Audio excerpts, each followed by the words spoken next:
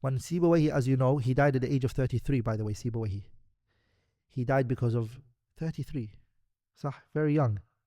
He died because stress.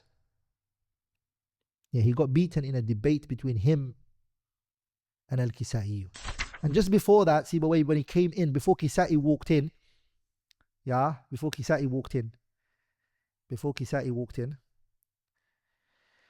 Khalaf and Al-Ahmar and the students of Kisai were annoying Sibawayhi. They caused him stress.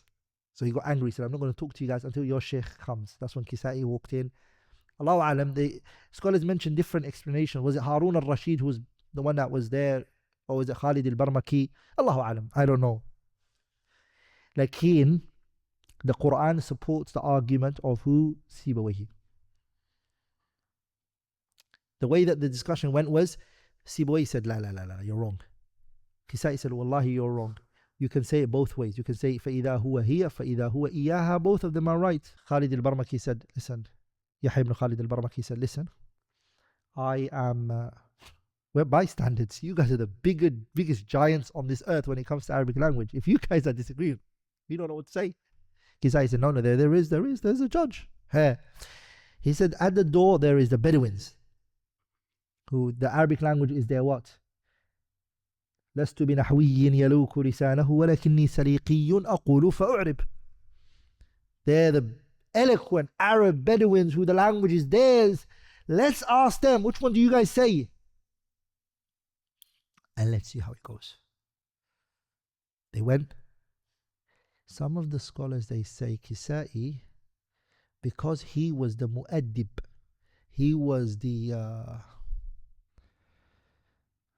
what would you call it? The ruler's children's teacher. Was it any name for it? Harun al-Rashid's kids, their mu'addib, the one who used to discipline them. Mu'addib is more than just ta'deeb. Like, be quiet. No. Mu'addib had a bigger term now. Back then it was like the person who trains and prepares him for the leadership of the country, his speech, the way he walks, the way he speaks, the way he carries himself. Back in those days, the glory days of Al-Islam, what happened? Who used to be the ones? Who were the ones that used to nurture the rulers' kids? The ulama. Fahimtum? They don't go to the West and get trained by the non-Muslims. Who do they get trained by? By the ulama.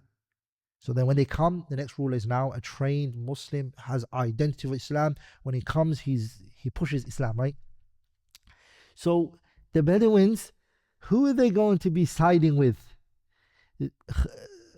A man who's a guest here, which is Sibawayhi, he's a guest, and he's going to go right now, and there's nothing he can do for them. Or Al-Kisai, he's the mu'addib of Harun al-Rashid's kids. He's got power, he's got leverage. What do they call it? Vitamin wow. Do you guys know what vitamin wow means? Vitamin wow. Wow means wasita. You get it, wasita? That if you need something, he's the one that can connect you to the right people. So they saw Kisai as vitamin wow. Whereas Sibawayhi, who is he? So they sided with Kisai.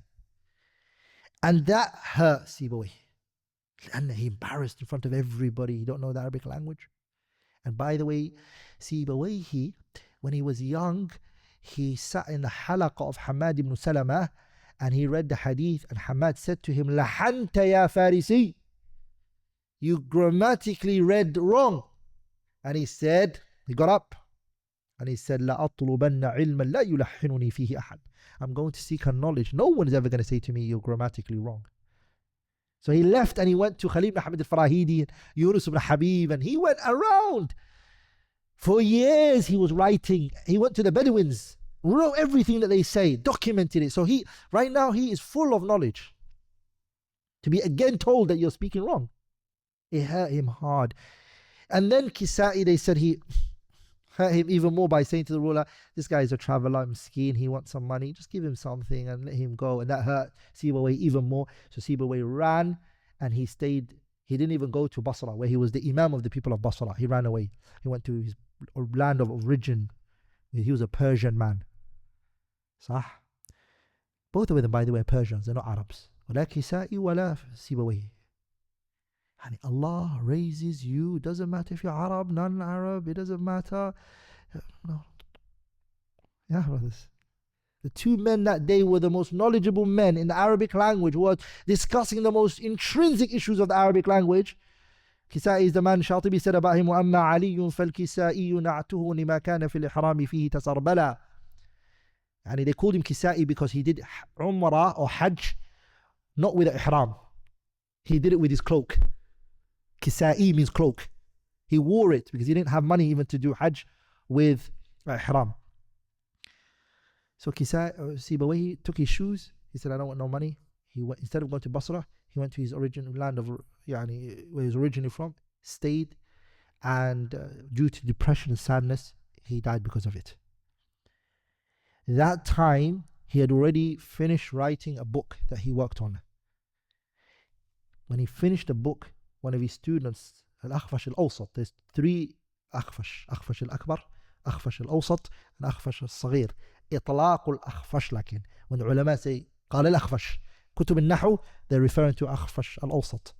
He took the book from Sibawayhi when he died, and he came to Iraq, the place where the debate happened, Baghdad, and gave the book. They looked at it, they said, who wrote this book? Mind boggled. They said, Sibawayhi wrote this. What?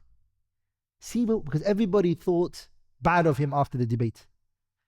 And Allah raised his name again. The book reached a level where, imagine, it has no name, brothers. It's called Al-Kitab, the book. Do you understand? That's how famous it became. To the extent, there is no Imam min A'immat al-Lugha that came after Sibawayhi, except that they benefited from it. Everybody did i'tikaf on this book. Opened it. Wow.